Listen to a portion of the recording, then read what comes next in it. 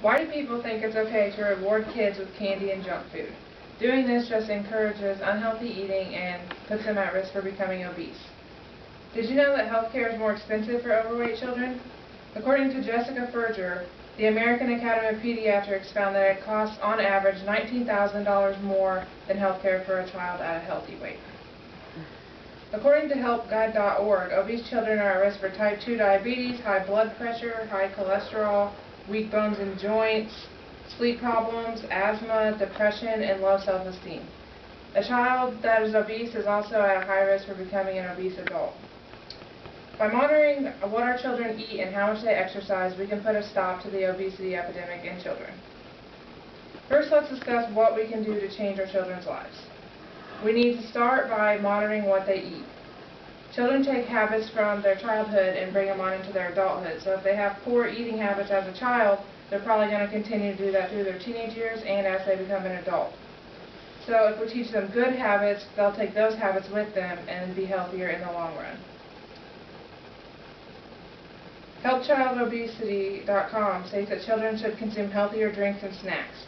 We need to minimize how many fatty and sugary snacks we have in the household. So if parents just don't have these in the household, the children won't be able to eat them, and if the children see them, then they're going to be tempted to eat them. And also, parents need to not pack these kind of snacks in their students' school lunches, because that becomes a habit, and then if they take their lunch, they'll be doing that every day.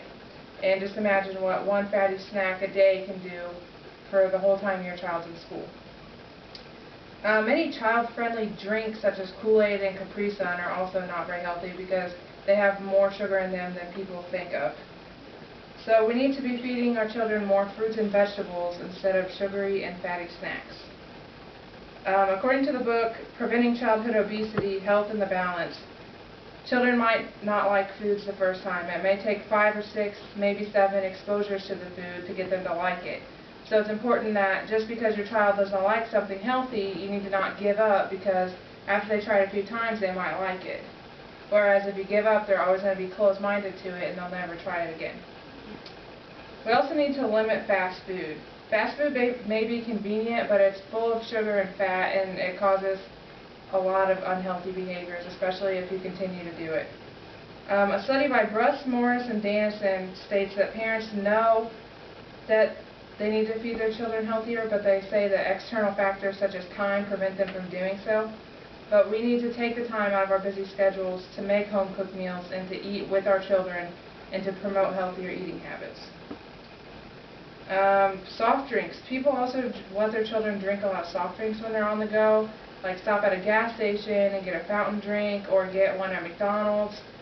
And those are extremely unhealthy. According to the blog You Can Eat Healthy Too, 1 can of Coke has 39 grams of sugar in it, which is over the daily intake for the entire day, not just to mention how much is in just the one drink that they're consuming.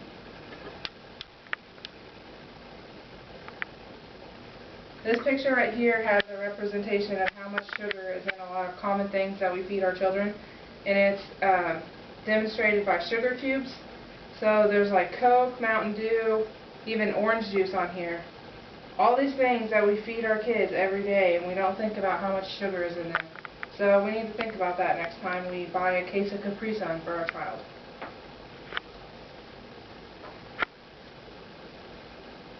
Now let's discuss another way we can prevent childhood obesity. We need to get our kids to participate in more physical activity. We need to go outside together and do activities, make it seem fun and not make it seem like a hassle or a chore. It's a case of monkey see, monkey do. If kids see us outside riding bikes and walking and being active, they're more likely to participate. So if we make it a family time, then everybody does it together, and then it continues as a habit. There are also many activities that kids can participate in. They don't just have to think of exercise as running. They can do whatever they want. They can do jump rope, hopscotch, play their favorite sport, ride bikes, go rollerblading, go swimming. They can do whatever they like to do, and it's important to let them know that. You don't just have to make them seem like it's not fun to go running. They can do whatever they like. Another way we can promote physical activity is by limiting technology. According to Dr. Teresa Fuller, a study revealed that 2 hours of screen time a day significantly increased the rate of childhood obesity. So if we make rules about television, social media, and video games, and we're not allowing our children to be on them, if they can't be on the technological devices, they'll probably get bored and they'll go find something to do, and either way they'll be more active than they were sitting there being sedentary on their devices. Physical activity also has other benefits. According to the U.S. Department of Health and Human Services, exercise builds self-esteem, reduces stress, develops healthy bones and joints, increases muscle mass and metabolism, and teaches self-discipline and teamwork. So let's review. If we enforce healthy eating and exercise, we can prevent obesity and decrease the obesity epidemic in our children. We need to do something soon, or obesity will continue to increase. You have two options: make a change now or let things continue going down the path that they are. What will you choose?